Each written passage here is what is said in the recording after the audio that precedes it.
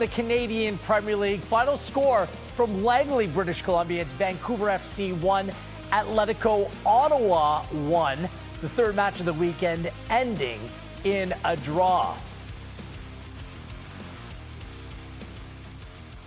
This is match night, right? I stole your bit. No, I like it. You did it. Good energy. Match night here on One Soccer, the show that everyone's talking about. Gareth Wheeler, Jordan Wilson, Christian Jack with you, bringing you up to speed on another week in the Canadian Premier League. The Canadian Championships entered the next round of that competition. Turbulence at CF Montreal, fighting on the field at BMO Field in Toronto with Toronto FC and New York City FC, and Alphonso Davies with a moment to remember. All of that coming up over the next hour. Here are the results from match week 5 in the Canadian Premier League. York United come from a goal down to defeat Valor. 3-1 was the final. Halifax Wanderers are off and running. They pick up their first point of the season in a hard-fought 1-1 draw, which Cavalry scored first. Halifax showing some guts in that game.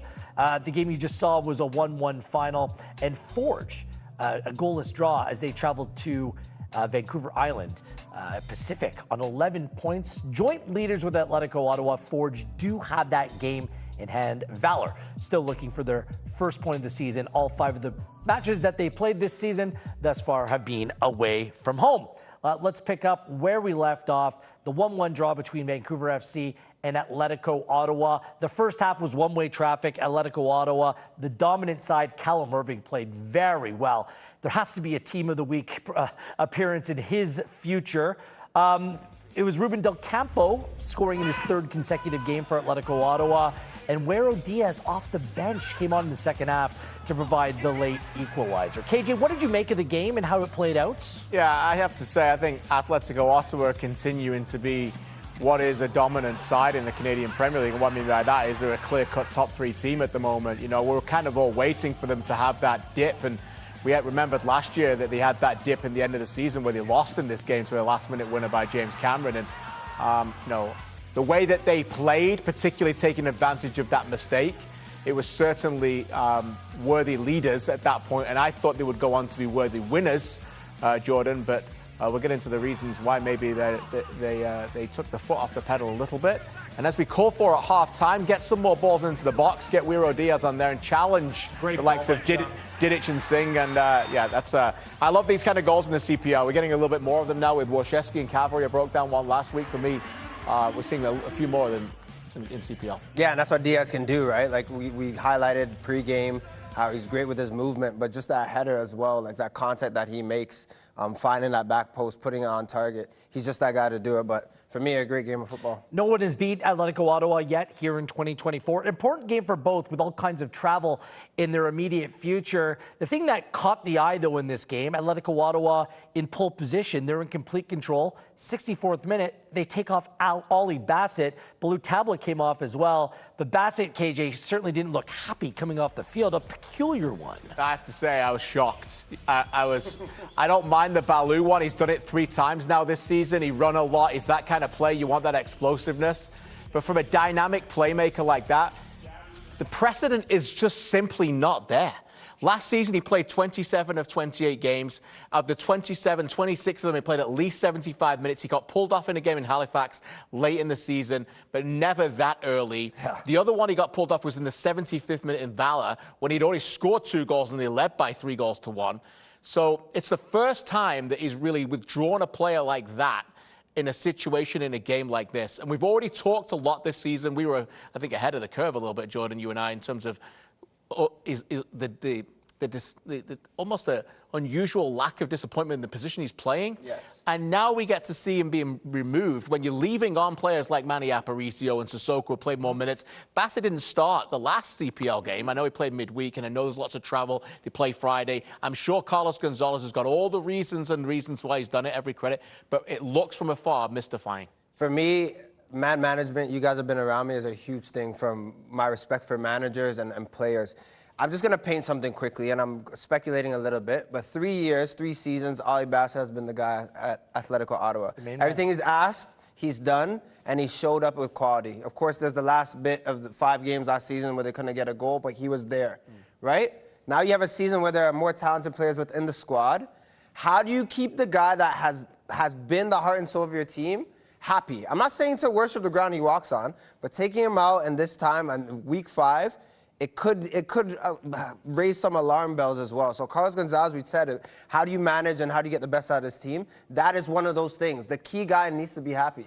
More importantly, if they stay on the field, they might win that game. Like, the timing of it was odd, considering that Atletico Ottawa were still in the ascendancy at that point.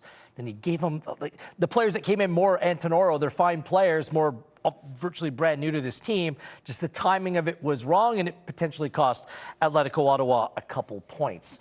Elsewhere in the Canadian Premier League this weekend, Halifax Wanderers drew Cavalry 1-1 was the final. There was a controversial disallowed goal for Halifax right before they picked up the equalizer through Giorgio Provo. Really good finish, his first goal for Halifax in the Canadian Premier League. Patrice Geyser, the head coach of Halifax Wanderers, not a happy man about the way that his team is being spoken about in recent weeks. Have a listen to his post-match comments.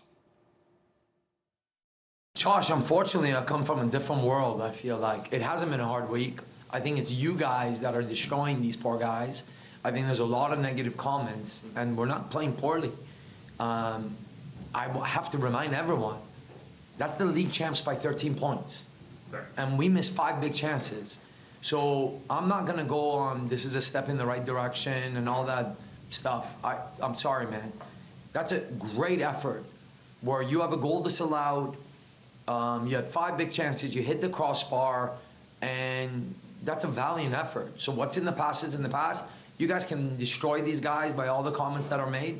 It's all on me. If we lose, it's on me, but I'm going to protect these guys and stand by them. They're good boys, they work hard. It's not always going to come off, but our job is to support them. I think it's really difficult to say supporters without support. Wow, pointed comments by Geyser there. Josh Healy's question, by the way, was about the team taking a step in the right direction with a positive performance, but clearly Geyser had something he wanted to get off his chest. People going out and destroying his players publicly. What do you make of those comments? Because quite clearly, those were premeditated comments, something that he wanted to get off his chest. First, I'll say no one was destroying his players. I haven't heard of it. If there has, I definitely haven't heard of it. I think people have been factual. I think pressure is a privilege. This team, 4 games into the season, has 1 draw that they just had this weekend, 3 losses, and a loss to a League One side from Quebec, St-Laurent, that bought them on their own pitch, that outplayed them, wanted it more on the day. Look, I think also, too, when dips happen within a team, it happened. I remember in 2022, York United didn't score a goal for 2 months. Did I care about the media or what they were saying? Guess what I focused on? Scoring a goal and getting back into trying to play a game. I don't think the Dan Nimitz or the Aiden Daniels or Rampy, the leaders in the team, should be even listening or caring about the media. What they should care about is performing on the pitch. Patrice Geyser, friend, I love him dearly. What he should care about right now is getting wins. Don't care about what I say. Don't care about what people are saying in the media. Focus on your group. These are great guys, but you have to go and show it. Again, I'm going to say pressure is a privilege. People expect Halifax Wanderers to do big things because of the football that they showed last season, but they haven't done it so far. And that's okay if you turn it around, KJ. Yeah, I completely agree. Look, the way you just summarized it is from a player's point of view. I'll just try and summarize it from the media point of view. If we want to get this country to a level where we're going to take this sport seriously, we in this media have to have the ability to talk about it and praise you and not praise you in those situations. Let's just talk about us for a second, because I'll try and talk about what I know. And there's some great writers out there covering this league and this sport in this country. And I read them all, and many of them, by the way, are not getting paid. They're trying their best to make a living. Right. They're passionate about this. They're spending Mother's Day. They're spending days trying to find a way to navigate their career in the sport that they love. It's a passion. I haven't seen anybody destroy a Halifax Wanderers player. They've lost 3 games in the league, all 3 before that press conference, and they lost again at home in a cup game against a lower league team. After the press conference that they lost the second game, Patrice Geyser turned on his own player, Dan Nimitz. After the press conference in the 3rd game, he turned on the referees. After the press conference in the League One game, he didn't go. And after the press conference, he's turning on the media. I'm just saying they're facts, right? So at some point, we need to have these conversations. We all sat here for months and months last year praising that team for the right reasons. And what he's done in that market is marvelous. And how he's got Massimo Ferrin being looked at and Dan Nimick and bringing in Caligari and other players. We're all rooting for you. We're all rooting for you, every one of us. And it's a privilege to talk about you. But at times, we've got to talk the other way. And we're not destroying players. We're doing what we can to try and make this a professional country where we're trying to talk about it. And that's what we have to do. And you mentioned those players. I see them regularly. We show up. We go to games. If they have anything that they want to say to us, they will. But, at this point, I think that they're happy and fortunate that they're being covered. It's professional football. That's what it's about. And we're 5 weeks into the season. Just everyone just needs to take a breath. A lot can change, and a lot can change quickly in this league and in this sport. One thing that hasn't happened over the first 5 weeks of the season, Pacific haven't conceded a goal in Canadian Premier League play. They played to a goalless draw against Forge, the first drop points of the season for Forge as well. We're going to get to Pacific in their defensive play in a minute. But Forge on the ball, despite not scoring a goal, KJ, still continue to show why they're the cream of the crop in the Canadian Premier League. Yeah, look, we've just seen a game where it was tight. We watched games this weekend, 1-1, 0-0. There's a lot of travel. There's a lot of midweek games going on right now. There's a lot of pressure on these teams, Halifax included, to get the right formula going forward. And I know it's early, and other teams will catch up. But in my opinion, watching every minute of every game this season, there's Forge and there's everybody else. And it's a country mile, by the way. Wow. A country mile, tactically, the way that they're playing on the ball. I want to show one clip from a game yesterday that was a 0-0 game, but one clip that, to me, summarizes everything. And this is Forge on the ball, and Jonsson was brilliant, by the way, yesterday, the centre-back. Back three in possession, and then you've got a midfield, a Drabrapor as your six. This guy's your left-back, Para. And this has been the signing of the CPL. Player. He's a player, right? That's your left-back. So this is what they're doing. They're setting up the way they used to do a couple of years ago with Awua, and this is how they get in the half spaces and how they can technically destroy teams. We'll play it through. So this is just one play that I picked out in a 0-0 game. But what I want to show you particularly is the spacing. And look at Para staying in midfield. And when we're going to pause it in a second, what I want to bring in next is what they're going to do is they play the ball out to Poku, who's basically your winger, but you default left back instead of Para in possession. Let's talk about these two players. Why has Tristan Borges been the player of the month? Why is he on form? Because he can play in a system like this. And here's Noah Jensen. By the way, Baddy Banger and Becker are on the bench. Just letting you know. They weren't even playing in the game. So now you've got Jensen and you've got Borges in the half spaces. And as we play it through, I want you to watch those two players and why it's very difficult to defend again. We're going to get to Pacific in a second, and they deserve their credit. But when the ball comes out wide to this position, Schwanier, and you've stretched him, watch these two players. I don't want you to watch Schwanier. I want you to watch Borges, and I want you to watch Jensen and play it through. And this is why it's very difficult to defend against them. Borges makes the run, cuts it back. Jensen's on the ball, and it's a great opportunity. And this is why it's so difficult and why they're destroying teams at the moment, is because of the half spaces. They bring the left back in, they make the men in midfield, they stretch the ball wide. They've got Poku there, and they've got Schwanier, and almost everything apart from the final third entries and their ability to score goals, which is why they're in the CPL, is, I'm telling you, everything else is MLS caliber. It just, at the last minute, the last thing, it's the hardest thing to do in the game, is why they can't put it away, but they're so impressive. Well done. They couldn't find the back of the net against Pacific, which was becoming a recurring theme here. Again, 5 matches, 5 clean sheets. They were very defensive in the Canadian Championship at Ottawa on Wednesday. James Merriman described after this one, like, look, they need to play this way based on the schedule played out. Is just what we're going to see from Pacific, a pragmatic, defensive at times team for the duration of the season, or is this just a short-term solution? Look, I think so. My last season, 2022, I keep talking about and referring to it, but I never thought there would be a team in the CPL that did what Atletico Ottawa did, but on steroids. That's what Pacific FC is doing right now. That no-nonsense defending and parking the bus, you're not penetrating that easily. They have really taken that armor, and it seemed to be paying off. They're hard to beat. I'm not afraid to use the B word for people on Vancouver Island as well.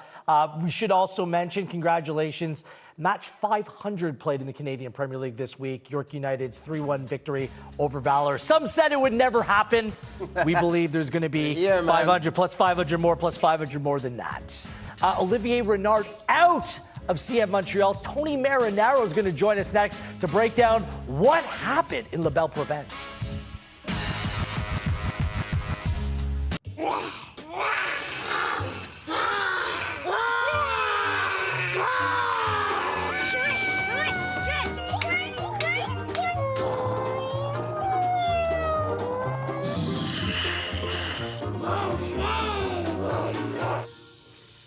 Power doesn't sound like it used to. The all-electric ID4 with instant acceleration. Electric feels good. Volkswagen.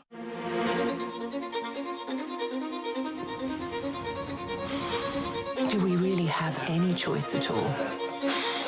Everyone has a choice, and every choice has a consequence. Which do you choose? Life's full of tough choices, isn't it?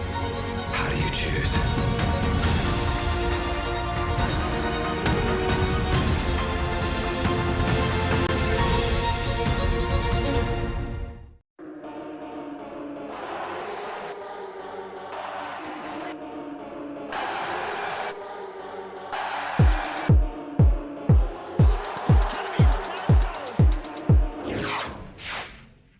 How do you go from the best to the ultimate without breaking the bank?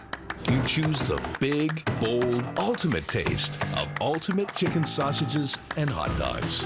Choose ultimate taste and value, only from Maple Lodge Farms.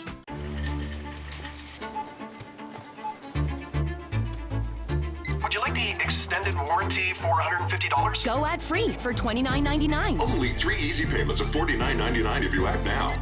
We make thousands of financial decisions every day. Each one affects bigger decisions tomorrow. Stay on top of it all with the CIBC Smart Account.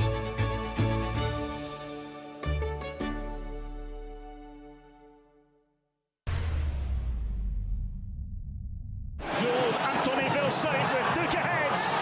It's through now for Bryce Dukes. Goal! Miami look uncomfortable again. Jules Anthony Vilsaint! Matias Rojas, of course, scored 2 on his home debut. The effort towards goal is absolutely ensuing corner across goal. There's number 2. Rojas with the ball over the top. It's Benjamin Krelaski.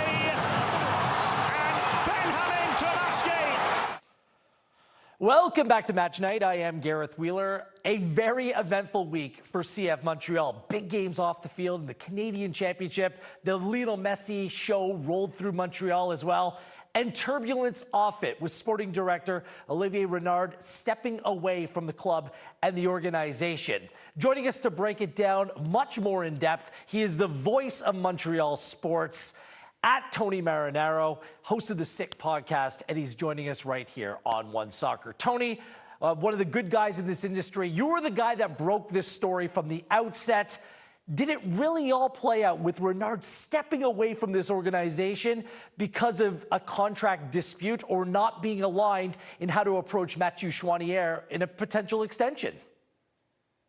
Gareth, thank you very much for having me on One Soccer, and you all do brilliant work there. So thank you very much. I'm honored to be on. I would say that if you listen and watch the press conference and you listen carefully, there's certain things that came up in President Gabriel Gervais' press conference where he talked about why they ended up walking away from each other. And I think basically that's what happened. They walked away from each other. In a nutshell for me, and I'm going to tell you why I think what I think Olivier Renard felt like he was handcuffed. He felt like he didn't have carte blanche, and he wasn't able to do all the things that he wanted to do. So at that point, he probably said, you know what? Well, if that's the case, why do you need a sporting director? You don't need me. And they probably said, yeah, well, we probably don't. And he said, all right, goodbye. And they said, goodbye. Why do I come to this conclusion? When Gabriel Gervais was asked, what were the differences of opinion? He said there wasn't a consensus on, for example, 1, the way the department functions. 2, the organizational structure. 3, choosing of the players. What does all that mean? Choosing of the players? That means somebody else was suggesting other players? That means organizational structure and the way the department functions. That means Renard wasn't happy because he thought that it was going to start and end with him, and he realized it didn't start and end with him. I don't think they were allowing him to do his job. So what does this say about the organizational structure? Obviously, there are cases across this sport and others where there's an overbearing, meddling owner to a certain degree. Tony, this is nothing new, and clearly Olivier would have known the situation he was getting into and being very familiar with the club during his duration with it as well. So is this just a case of enough is enough, or does this suggest something else about the organizational structure? Look, it's something that Olivier Renard knew going in, that the owner of CF Montreal is very involved with a lot of decisions. But I think what happened was when he started, he probably had a little bit more say on things.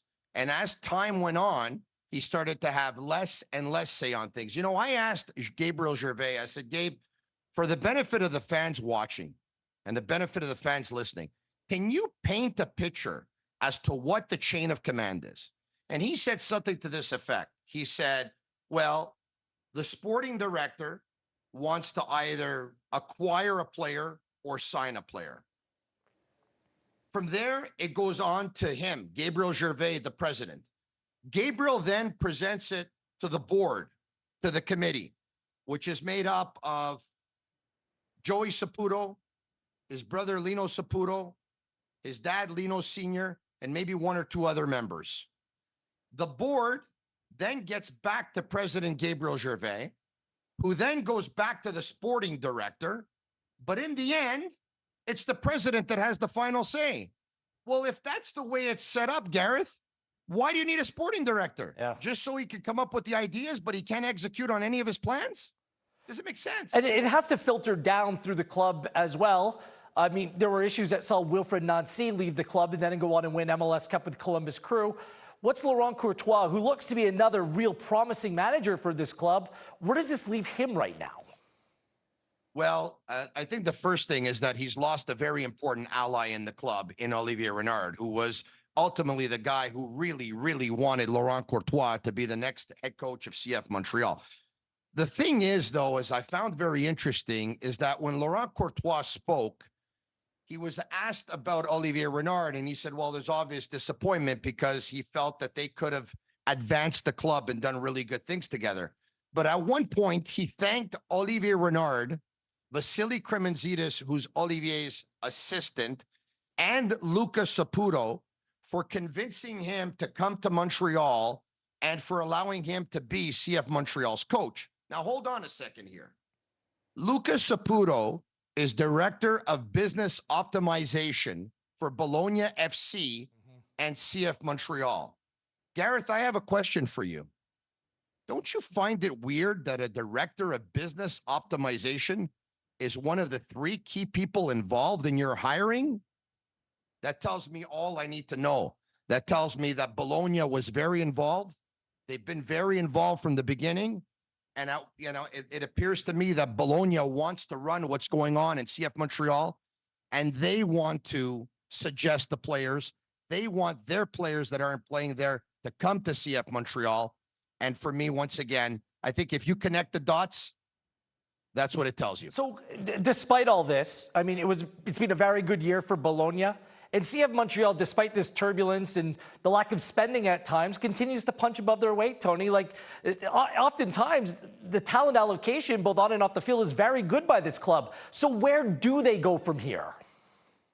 Well, the interesting part is that they want to play football. And they want to play football the right way, the way Wilfred Nancy wanted to play it, which, by the way, was a formation that Olivier Renard was very keen on, which was either a 3-4-1-2 or a 3-4-2-1. Playing out of the back, even if it costs you some goals, keeping the ball on the floor, trying to maintain possession of the ball. And you see, of course, how much success Wilfred Nancy had, even with Montreal when he finished second in the East and third in the league, and then went on to win, of course, like you said, the MLS Cup with the Columbus Crew. They're trying to play. Unfortunately, they're the lowest salary team in all of MLS. And on some nights, the lowest salary teams is going to beat other teams. But at the end of the day, they're just going to come up a little bit short on talent. So he's got them playing the right way. I think he's a good educator. I think he has a lot to grow in terms of being a game manager. They've had several leads lost this year. Yes, it comes down to maybe not having as much depth as other teams, but a little bit of experience as well. This is the highest level that he's coached at. They play an attractive brand of soccer, but for me, it feels like it's starting to become a very tough sell. What are you telling your fan base? We're going to give the kids from the province of Quebec an opportunity? I think that's absolutely fantastic, and I think it's great. We're going to give some coaches an opportunity. We're going to try and develop players. We're going to try and develop people in our organization. I think all of that is fantastic. But once they're able to take the next step and they're not even going to be at their prime, they're not even going to be in their best years, once they're about to flourish, you're going to sell them or let them go. So like that, you can move on and you can collect a few dollars. I don't know how you sell that. I was at the game versus Lionel Messi. Laurent Courtois was upset at the end of the game because he said, I find it tough that my fans are chanting Messi's name. What does that tell you? The coach would love to have a star power player on his team as well. So this whole thing of being a selling team, Gareth, you know as well as I do, you follow football for a long time. They do it in a lot of countries. In every country that you look at, you'll find teams that just, they make their way by selling players, developing and selling, developing, playing and selling. But this is North America. North American sports, they don't have this mentality. You're supposed to go for it every year. I'm with you. And the days of Devayo and Drogba and Nesta seem well in the rearview mirror now. Look, the drama's inevitably going to continue, and you need to listen to Tony, one of the great guys in this industry. The Sick Podcast is where you can hear him. Thanks for doing this, Tony. Really appreciate your time, proving once again why you are the authority on everything Montreal sports. I should hire you to be my agent. Thank you, Gareth. It was my honor to do this tonight. Thank you. Thanks, Tony. Thank you. I think I'd be a decent agent. Why not? Like, look, it's complicated in Montreal as I welcome back in Wilson and KJ. Lionel Messi, Inter Miami, defeated Montreal 3-2 on Saturday night. And here's the head coach, Laurent Courtois, on people cheering for Messi. Like, this isn't just any player coming into Stade Saputo. This is arguably the greatest player of all time, and clearly not thrilled with the fans cheering and yelling the name of Messi rather than his own team.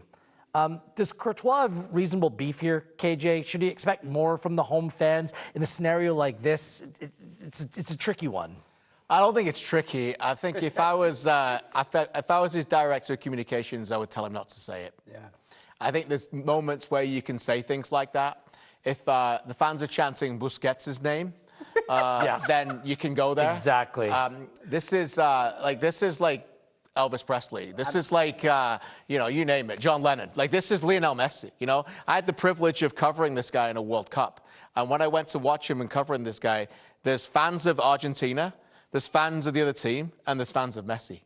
And for you to start that conversation with Messi, you ain't going to win that. We're dreaming. You couldn't tell me in 2010 or 2013 that Lionel Messi would be playing in North America, right, or at Canada, at Stade Saputo. No chance. So I'd be screaming for him. Well, beyond that, whether it was Beckham or Henry or Ibra or Rooney, they actually got a hard deal sometimes. Like, people were there to see them, but they weren't getting the response that Lionel Messi is getting. And sometimes I know it feels to a lot of people, MLS is the Messi league of soccer. Like, that's what it is at times.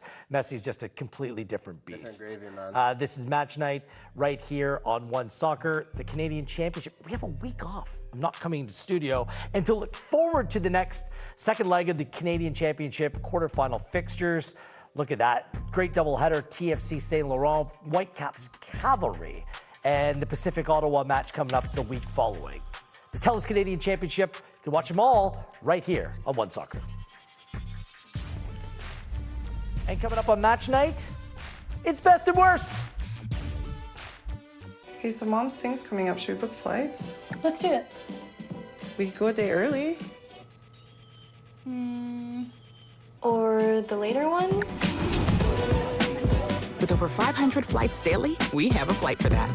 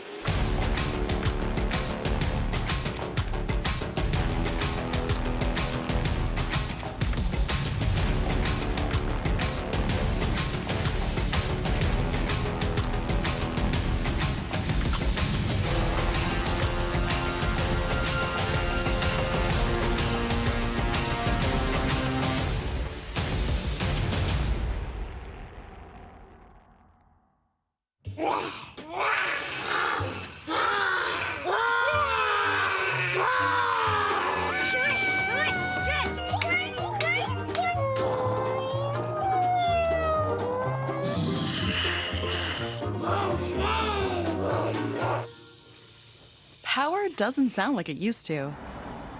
The all-electric ID4 with instant acceleration. Electric feels good. Volkswagen. Tony Bet.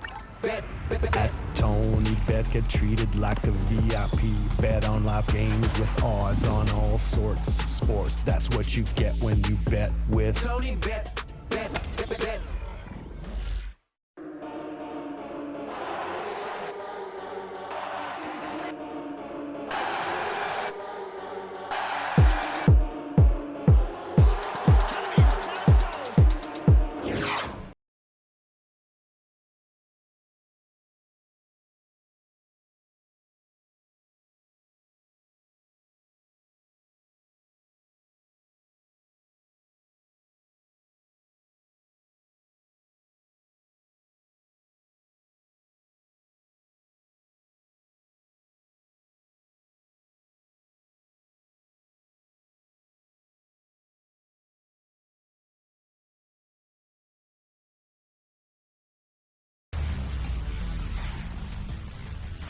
This is match night's best or worst fight night in Toronto. BMO Field following New York City FC's 3-2 victory over Toronto FC.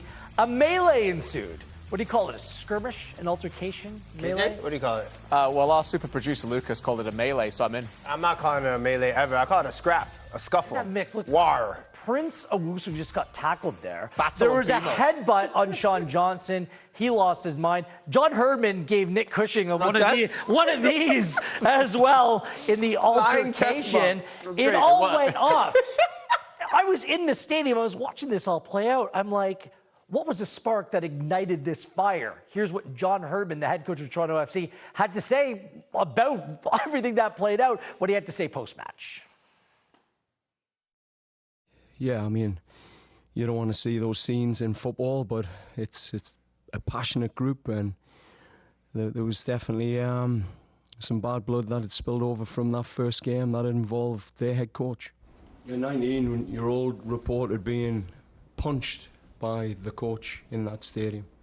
Well, that was the off-record report that came into the dressing room at half-time from a young 19-year-old that said he got cornered and punched in the face.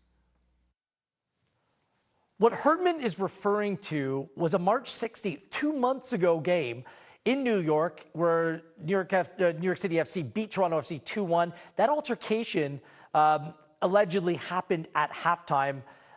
It seems like he was alluding to was Jaquil Marshall-Ruddy, a 19-year-old Toronto FC player, but names were not given. To which Nick Cushing was asked afterwards, did you punch a player in the face? To which he vehemently denied. So it's a little bit of a he said right now. KJ, what do you make of this bizarre situation? The fact that nothing came out till 2 months later after the game. Yeah, I don't know where to start with this. I mean, first of all, you'd hope that if it did happen, then there would have been a protocol put in place. It would have been reported. Major League Soccer would have had the ability to go through it. Major League Soccer is a professional organization that would always be ready for these things. You know, if a football club is questioning a yellow card, they're on the phone most of the time calling the league. So, you know, if they're alleging that there was a punch in the face to a player by a coach of the opposition's team, that is some serious allegation, and you can't just say it if you don't believe it or if it didn't happen. So we're going to find out about that. The other thing I would make out of it is that, you know, sometimes, you know, drama just happens to find people, you know, and this Toronto FC team are, you know, they've got the biggest payroll in Major League Soccer. The expectations are always high. They've got 25,000 there again, by the way, last night, which is fantastic. But they and John Herdman's team, I think, fit the profile of being backed into a corner. It suits them. They want to do that. It doesn't suit them to be the lavish big spenders of Major League Soccer. Herdman's teams want to get in a scrap. They want to be an underdog mentality. They want to find a purpose. And he's found his purpose there. So I'm not saying that they want to do that, but I think it suits them and it could galvanize them a little bit. But the allegations are serious, and watch this space because the news are going to come out in the next few days. Jordan? Yeah, a couple of things stick out to me. For the first one, Sean Johnson always seems so cool. Have you heard him speak? Voice is velvet, deep. For him to be that enraged, something happened, right? And we're headbutt. There was a like something, well, it looks like there's the headbutt I've heard about, but it looks like even something deeper. Like for a player to go out, I've been in a couple scraps. it doesn't get that heated that quick. For him to go and try to find the play that he did, he was provoked. Something definitely happened. But I will say on the team aspect that you mentioned, is that's the time, this is your family, right? You're on the road. Something happens, even a kick in a game sometimes could spark a full brawl. This is really a team that's trying to come together. Something couldn't happen to the CFC side or one player and not everyone jump in. John Herdman has his team taking the right way. Whatever you want to talk about with fights, in terms of stepping up for each other, they're going to do that, All for sure. that we heard out of that March 16th fixture is there was some bad blood. There was a sending off in that game. Keaton Parks got sent up. But that's all we heard about it. And for it to blow up this way after the game was done, it's downright bizarre. Where's the truth? I've reached out to both Major League Soccer and Toronto FC, by the way, to see if there was a complaint, to see if there was an investigation, to see what has unfolded, and I've yet to hear back. So like KJ said, stay tuned to this story. It will very much develop in the coming days. Congratulations to Tajon. So relieved to finally get on the board. Yeah, what a great story. What a great guy. Great smile. And the teammates' reaction for me. That's when you know. That's when you know. For sure. What a season for Inter, and Tajon has a big future at that club as well. Some feel-good stories over here in the Canadian Premier League as Pacific has gone on and announced this week they'll be entering a groundbreaking interclub partnership with Bochum of the German Bundesliga. The partnership could include player transfers, player and coach development, and business and youth programming. KJ, another feel-good story in the Canadian Premier League. Just goes to show, again, other countries, other leagues are paying attention. Every credit to Josh Simpson with his connections there. He's doing a great job with Pacific on the island as well. And for those who don't know, Bochum is no small team. It's a Bundesliga team, and the pathway getting players, it can't do anything but help. Love to see it, man. Yeah, more of that. And these partnerships, I mean, this is just the beginning as well, as Canada is such a ripe market for foreign clubs to show interest in. Hello, Atletico Madrid, Atletico Ottawa. Look at the dance moves here. This was St-Laurent and Toronto FC. By the way, moment of the week, best of the week, the fact that St-Laurent drew over 6,000 people to this game. This is assistant coach Alex DiGiacomo dancing with the fans before going back to the field of play. I believe this happened at halftime. Look at these moves here. So he's taking a moment. Looks like the to have Wilson's backyard on a weekend. KJ, it's true. We dance in my house. That's right. No, but this is that where were you moment, for sure, for St-Laurent. You saw the fans coming in. You saw when Bernardeschi came on the pitch. This was their time to really go out and vibe. It's such a great Canadian story. What a great week. And they deserve it, man. Do you got any moves you want to show? Like anything like the spin around? Nothing. Like, do your move, Wheels. Show Definitely your not. Move. You don't want to see my move. The one that I don't know if Canada can handle my moves. We just did see it. Actually. Oh, that was just a little tease. Just a little spice. I think I've seen both of your moves. I've been to both of your weddings. I've definitely seen your moves. I have a bunch of moves. I have a bunch of them. We don't want to hit oh baby. It is coming up next. We created Carlsberg 0-0 because even the best things can be better with alcohol-free beer. Clean one-handed backhand is better. Balancing stuff is better. Whatever this is better. We created Carlsberg. Skipping your own ad is better. Parking in space, better. So, can the best alcohol-free beer make good things better? Probably. How do you go from the best to the ultimate without breaking the bank? You choose the big, bold, ultimate taste of ultimate chicken sausages and hot dogs. Choose ultimate taste and value, only from Maple Lodge Farms.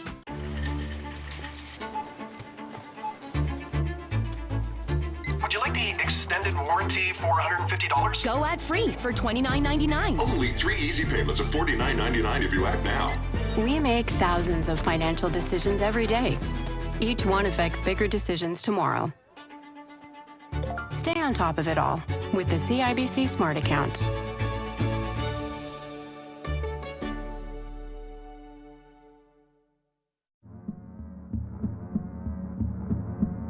Gatorade. With electrolytes to help replenish what's lost in sweat, carbs to help fuel your working muscles, and fluids to help you hydrate. Scientifically formulated so you never stop competing. I do this for my town, my time, my time. None of you people can tell me to stop. Rehydrate, replenish, refuel. Gatorade.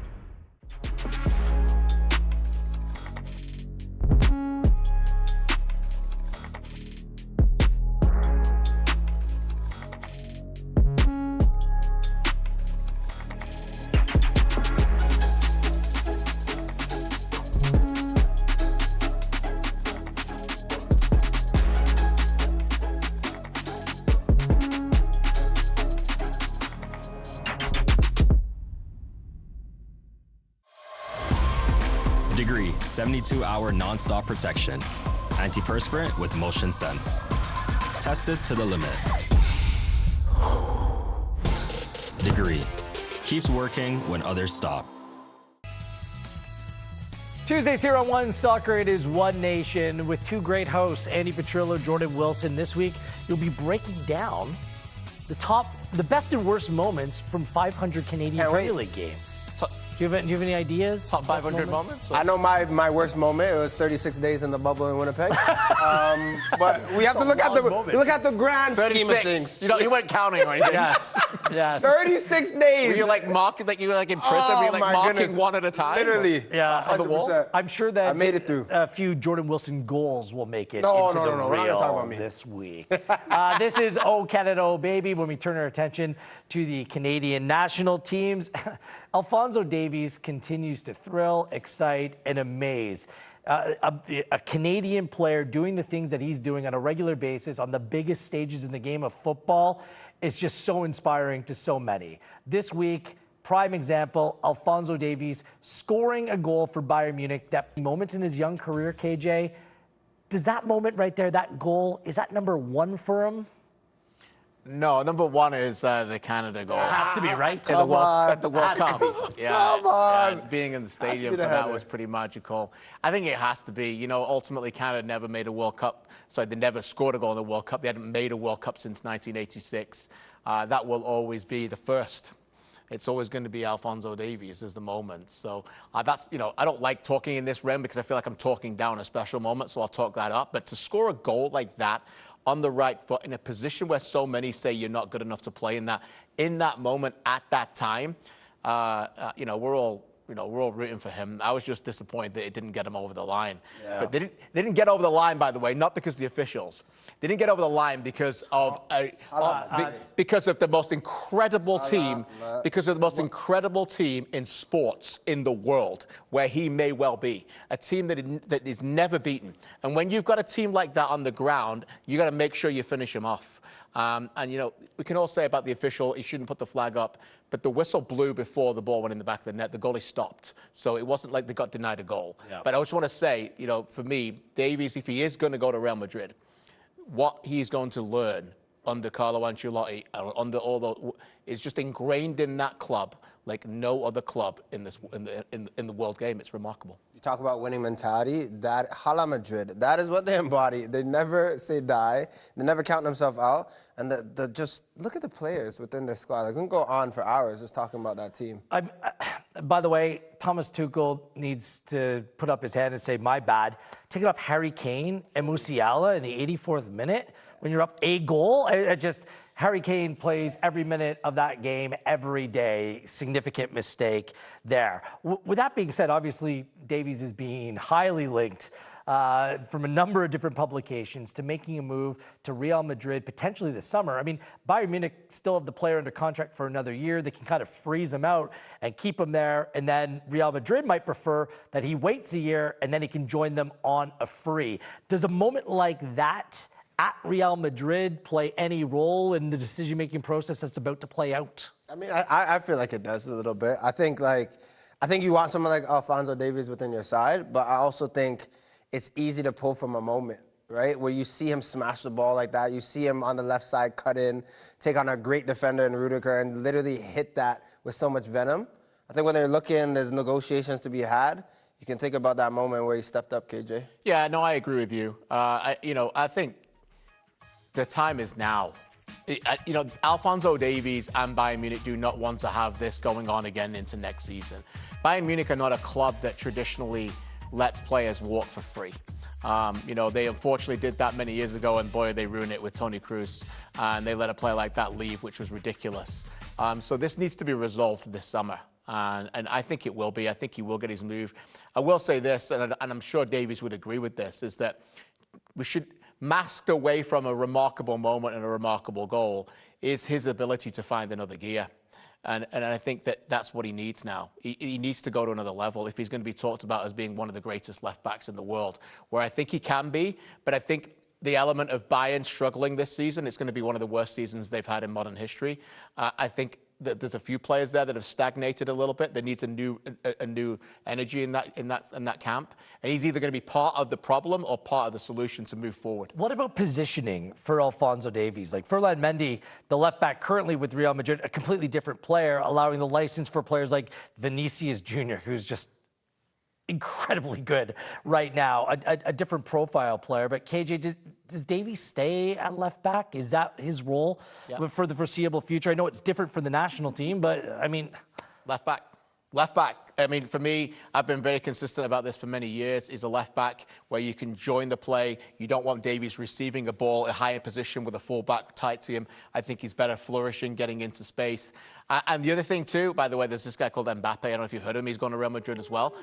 So, like, Mbappe and Vinicius Jr., in the modern-day game, wide players, they're scoring 20 goals a season. The modern-day killers on the field. And Davies is a great player, but he hasn't got that scoring output. I know he just scored a goal in the Champions League semi-final. Where? He's just a very different player. You have to maximize his ability in the position that he's best at, and I think for me is a wing back or left back. What's interesting for Canada, we'll see what things look like this summer, depending on the coach, but also depending on the fitness of both Richie Larea and Sam Adekubi, both out through injury right now. Both players make Davies a better player moving forward when he's playing for Canada. Speaking about the head coach, seems like weekly in the O Canada O Baby segment, we turn to Christian Jack for a little bit of a head coaching search update. Anything new to report on? Yeah, just a little bit new. But before I do, I just want to say this. I just don't want to get this forgotten about on this show. You know, we're a small family in Canadian soccer. I was there on Friday night with Mauro Eustachio.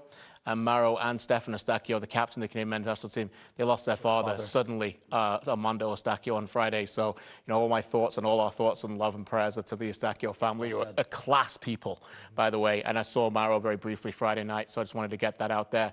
The update for me is that they're getting closer. The shortlist is narrower. I mentioned a couple of weeks ago there was an international manager with international experience in Europe. That is Stefan Kuntz, the former German national player and youth manager who managed Turkey, and by all accounts interviewed really well, but is no longer in consideration. Just to remind people that these interviews are there to help Canada soccer as well, and by all accounts it was very mutual, and they learned a lot from a man who knows how to set up youth soccer in their country as well. So it was a good conversation, but they've moved on. I like the whole thought of things starting to narrow down, pinpoint who that manager will be, and hopefully they are in position in the not-so-distant future. One Soccer Today, we cover everything across the world of Canadian soccer. Kind of like this show, but there's more of us in boxes on the screen. Not in studio, but in boxes. It's a popular way of broadcasting here in 2024. It's One Soccer Today, Mondays and Thursdays. Right here, where else? Other than One Soccer. Tony Bet. At Tony Bet, get treated like a VIP. Bet on live games with odds on all sorts of sports. That's what you get when you bet with Tony Bet.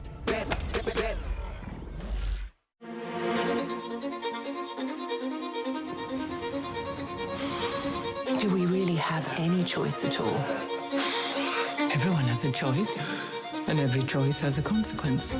Which do you choose? Life's full of tough choices, isn't it? How do you choose?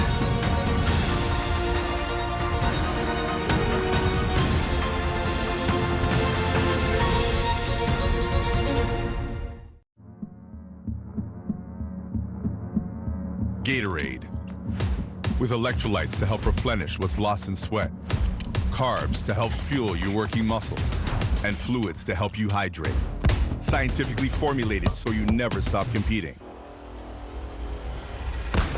I do this for my town, my time, my time. None of you people can tell me to stop. Rehydrate, replenish, refuel.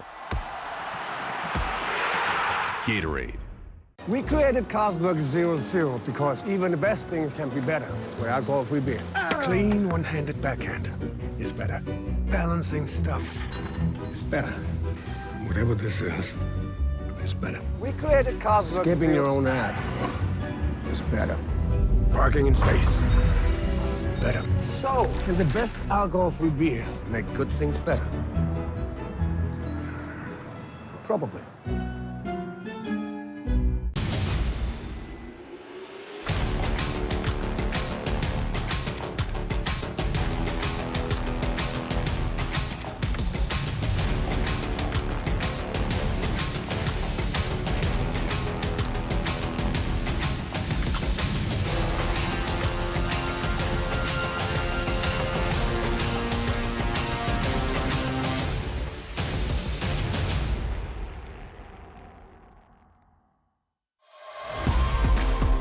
72-hour non-stop protection.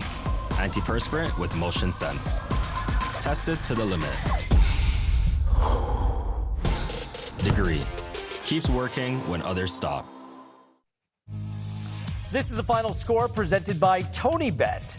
Here's a reminder of how things finished up this weekend in the Canadian Premier League. Remember, you can win $100,000 or a trip to the 2024 CPL final by playing TonyBet's Canadian Premier League Predictor. Visit predictor.canpl.ca for more info. 3 draws this week and a York United victory. Wheeler, Wilson, KJ with you to wrap up the show. I got these cards again. Come on. Which may mean good or bad things. It says in my script, backed by popular demand. Was it you or the viewers or the control room? Basically, these are questions submitted by our very own producer, Oliver Platt, for me to ask to these 2 fine young men right here, just to get to know them a little bit better, put them on the spot. All right? So you guys ready to go? You have no choice. Jordan, who is going to win the Euros this summer? Dare I say it's coming home? Oh, you're doing it. Look, no, okay, truthfully, I think it's France. I just wanted to see a reaction from KJ. I think Mbappe and all those French players, they're doing it. France is winning. KJ? Don't write out Germany, because everybody else is, but... Look at you. Just say. So not England? Not England? I can't do that, mate. I can't do that. You can't? Why? I feel like you're doing it. Because you don't want to jinx it? I'll let you do it. No, I'm not good. I think France is gonna win. But I mean, it's weird. Like, I think that there are 2 significant favorites, being England and France entering this tournament, and a bunch of wildcard teams as well. I actually quite like Portugal. I like as well. I like Portugal. I tell you why I can't pick England, and I hope I'm wrong, because Southgate is yet to beat a big club, big country in a big tournament. Just to be different, I'll pick Portugal. Okay. That's a good shot. KJ, the Canadian Premier League player you think will make a great coach someday. Wow. Current CPL player that you think would make a great coach. Oh, my goodness. Do you want to go first? Yeah, go ahead. Jordan, you can jump Kyle in. Becker. Yeah. I think so. You think he'd be a good coach? Yeah, I do. Right demeanor? I think his brain, this is why he can play till he's 38, 39. I was going to say Becker, too. He knows footy. Yeah, knows that's my answer as well. You think so? Good. Yeah. Okay. Your answer's Becker? Yeah, I was thinking Becker, too. Yeah. No, Jordan Wilson. Yeah, that's what I was thinking. Did you ever want to coach? Oh, no? I'd rather do this, but like coaching is literally like playing on roids. Like you're still there all the time. You have to do a bit extra. I can see me doing it at a point though. Okay. There you go. Who wins a fight, Jordan, between a grizzly bear and a silverback gorilla? That's a very good question. I have no idea their characteristics. I know how people have been talking about this. Which one is Herdman and which one is Cushing? As much as a gorilla, I think a grizzly bear. I think a grizzly bear takes one good paw. I think they're destroying a gorilla. Yeah, bear. I'm gonna go gorilla, man. Like the swings, I just leave it alone. I really have nothing to add. KJ, who is the 3rd best player of Lionel Messi and Cristiano Ronaldo's generation? 3rd best. Well, how far back do we go? I know exactly what Oliver Platt's doing here. How far back do we go? They generate since you, Ollie. Where are you? Well, it has to be in their prime. What? 2000? The last 20 years. Last 20 years. I think that's fair. Xavi Hernandez. Yeah, unquestionably the greatest central midfielder I've ever seen live. That's so funny because I think there was a midfield partnership that was better than him. You think better than Xavi? I went to Barcelona. Iniesta for me? Yeah. I was kind of Iniesta as well. Iniesta's special, but Xavi, no one ran a game like him. I went to Barcelona in 2012 to watch Messi, and I spent the entire game watching Xavi. Nobody like him. Nobody. I kind of felt the same way about Iniesta. That's kind of how I felt about it. But Oliver Platt wants us to say I won't take anything Suarez. away from Xavi. I know he does. Suarez? Yeah, he said on One Soccer Today. He said some nonsense this Suarez, week, Ollie. I know what you tried I there don't with think that that's nonsense. He's not that far away. No, he's not, but he's not the third. He's not on the podium. No chance. I mean, you got Mbappe, Aguero. Yeah, the current crop coming through. Milan Borjan, Steven Vittoria, Junior Hoylett. Do 0, 1, 2, or all 3 make Canada's Copa America squad? I'll repeat the names. Borjan, Vittoria, Hoylett. 0, 1, 2, or 3 make Canada's Copa America. I think Hoylett has a shot. Hoylett. Yeah? You both think Hoylett has a shot? Playing well. Playing well. And I still say this, we've got blessed with great talent of attacking players in this country now. No one shoots a ball like Junior. Right. And you like his service. Still his be service is impressive. delightful too. You like the corners and the set pieces. Yeah, and I think one. And unlike the previous window, he's playing regular football now. Exactly, yeah. So that's all important. So although they're moving on, I don't think they've moved on. We'll see. I agree with both of you. With the Canadian Premier League heading to Kelowna, where would you like to see the next on-tour game played in this country? Without a doubt, anywhere. It could be 2 spots, but anywhere in Quebec. Anywhere. Seeing what happened this week with St-Laurent and all the hoopla about a Quebec team, like, please, let's go over there. I'll even learn French. Let's dive into this. Let's tap into that market. Tony Marinaro's back garden. Yeah. In his back garden. Is it big enough? What a guy. I'm sure it He's is. got a huge studio Sure it space. is. He's the king of Quebec soccer right now. I keep on saying, like, London, Ontario is a great city. That's a good shout. You can go to as Seeps well. after as well. Let's go. Very quickly, the greatest television series of all time is KJ. Oh my goodness me. The greatest. You can't put me on the spot like that. I got it. Go on. What is Sopranos. it? Sopranos. That's fair. Never seen it. Breaking Bad. Hey, buddy, I'm inviting you over this week. Honestly, it what was about Breaking Bad's your show? That's a great one. I'm gonna please two continents. The Office. The Office. Okay, decent. Yeah. The British one was too short. I'll say this: Game of Thrones is the right answer, except for the last 2 seasons. They just ruined it. How you go so hard for so long and then Never seen last that either. 2 seasons flop? I haven't seen Game of Thrones. Never seen that either. Disappointed. We have one more question. Yeah. We only have 20 seconds. Think about this for next week. The world in football you dislike the most. The rule? the team in football you dislike the team. most. I thought you said the rule. Save it for next week. We got to save it for we next can do week. rules. I thought you said the next week as rule well. of football. Here's upcoming match week 6 across the Premier League. It's a long weekend, the May long weekend. We're going to be back on a holiday Monday to break down Halifax and Valor next week. A must-win for both clubs. That's It's huge. going to be a big one. Barbecue Monday. Barbecue Monday. I'll be over, KJ. That means Thank you. a long weekend of watching Canadian Premier League football before that. This is Match Night. Like, subscribe, tell your friends. He is the one, the only Christian Jack. He is the one, the only Jordan Wilson. I'm just that guy, Gareth Wheeler. On behalf of everyone here at One Soccer, this has been Match Night. Thanks for watching, Canada.